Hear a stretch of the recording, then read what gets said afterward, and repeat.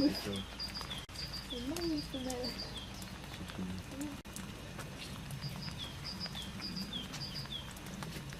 Ita, allez, file. Non, ouais, il a l'air d'en avoir plus quand tu le regardes de loin.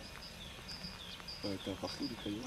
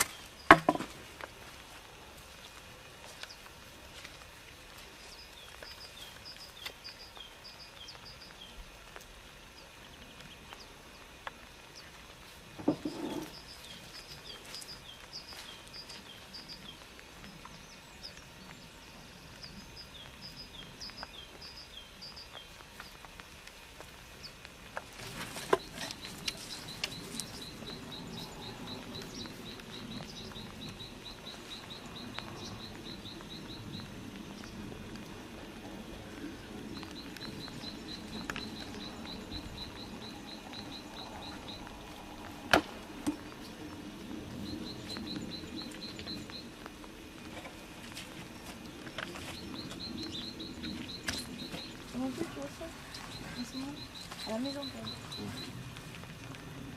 Non, attends, on va le changer.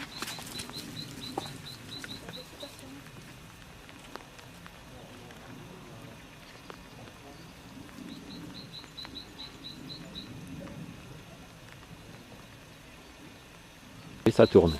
Bon, alors nous sommes ici devant un ancien bâtiment donc, qui s'appelle un chai, où ils ont fabriqué du vin. Et c'est pas un bâtiment ordinaire avec des briques classiques, donc c'est un bâtiment avec la terre. Et donc je suis en train de rénover, restaurer traditionnellement avec la terre, la rase et le mur. Et ici on se trouve donc devant un bâtiment en terre avec du creps très argileux. Et un bâtiment qui était fabriqué donc, avec plusieurs couches qu'on voit, donc avec un coffrage séché en intervalle et rebâtir avec des couches dessus. Et donc ça s'appelle, le terme technique, c'est le terme puisé. Donc il y a plusieurs variations ou variants dans le bâtiment qu'on travaille avec la terre. Et puis je vais vous montrer maintenant la procédure qui est très simple, très ordinaire pour restaurer le mur en terre. Donc en suivante, je vais remplir maintenant la terre que je trouve un peu partout. Donc ça c'est la terre donc, qui est descendue du mur, et pour que ça soit d'un côté plus propre, et elle est proche de moi. Donc je vais en remplir des seaux ou des brouettes.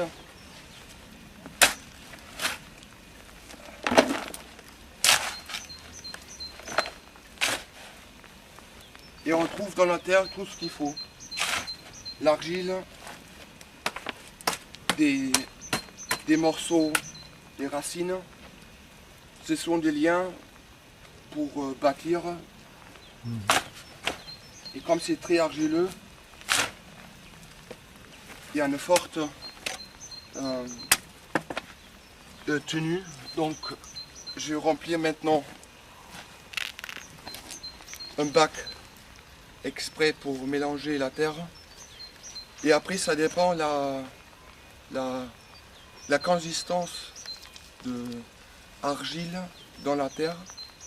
Bon là on peut faire une procédure chimie, physique, de laisser stagner dans l'eau la terre pour obtenir la consistance d'argile.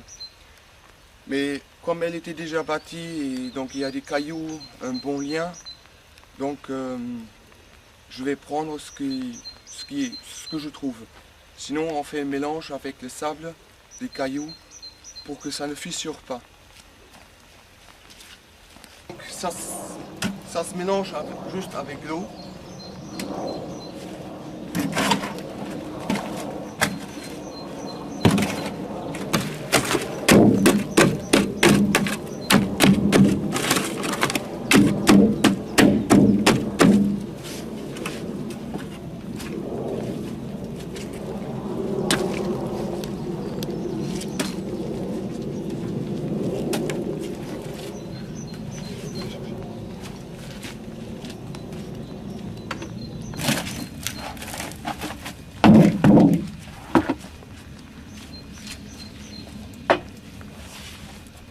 Et donc une fois l'amalgame avec l'eau et terre est bien mélangé,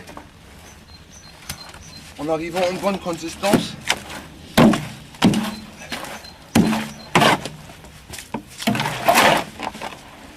je remplis la gamate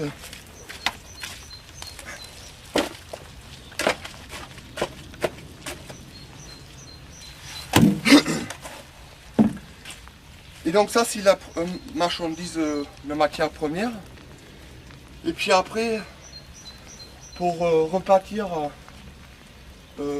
là c'est nécessaire pour repartir avec des matériaux soit déjà existantes, soit on fait tout entièrement de la base avec la terre. Mais là j'ai récupéré des briques en terre. Donc ce sont des briques classiques qu'on trouve dans la région toulousaine entre autres. Donc c'est des briques qu'on met sur des murs, soit ils sont en terre. Donc ça c'était plutôt en départ qu'on a inventé des briques, donc des terres cuites. Et si on mettait des briques donc, dans des fours, ils sortiront, ça dépend, la région on a récolté la terre, elle est plus rouge et plus encore blanche. Et donc on obtient donc des briques dans une performance plus costaud donc dans les fours. Mais là on est dans un bâtiment en terre, donc je emploie que des briques en terre. Alors donc je monte là-haut et puis comme le mélange terre-eau est fait, il n'y a pas besoin d'autres liens, la chaux ou du ciment. Comme je disais, précisé tout à l'heure, donc c'est une région ici très argileux, donc en séchage, avec le temps, ça durcit très vite. Et des murs comme vous voyez, donc ce sont des murs qui ne sont pas bâtis droite dans la manière, voilà, ils sont bâtis en cône. Donc ça dépend. Des fois ça commence à 1 mètre 80 cm et ça monte à 60 50 cm. Ça me permet donc pour des bâtiments une bonne continuité et puis pour des tenues des années,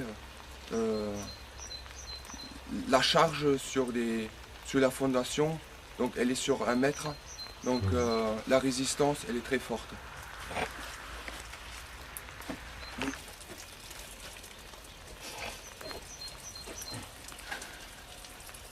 Et l'importance c'est dans tout le bâtiment, dans la maçonnerie, donc mouiller avant le mur pour qu'il y ait une bonne cohésion et adhésion.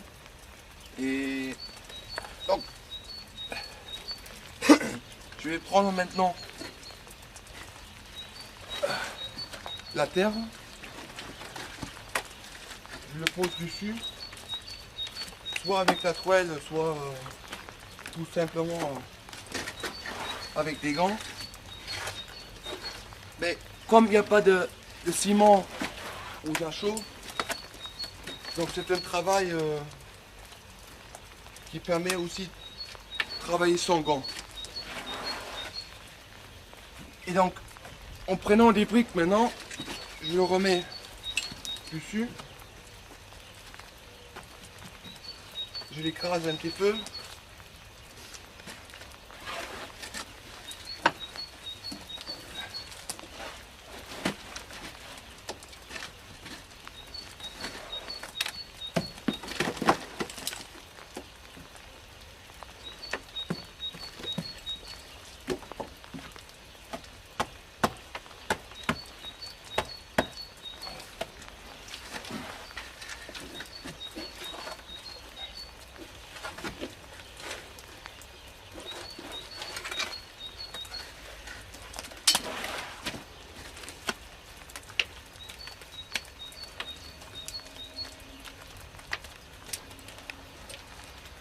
Et après, pour combler, on peut s'aider aussi avec les tuiles, qui étaient très fréquents.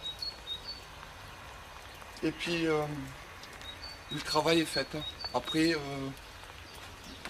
la procédure pour obtenir des enduits à la terre, on tamissait la terre et en rajoutant un peu le sable. Et puis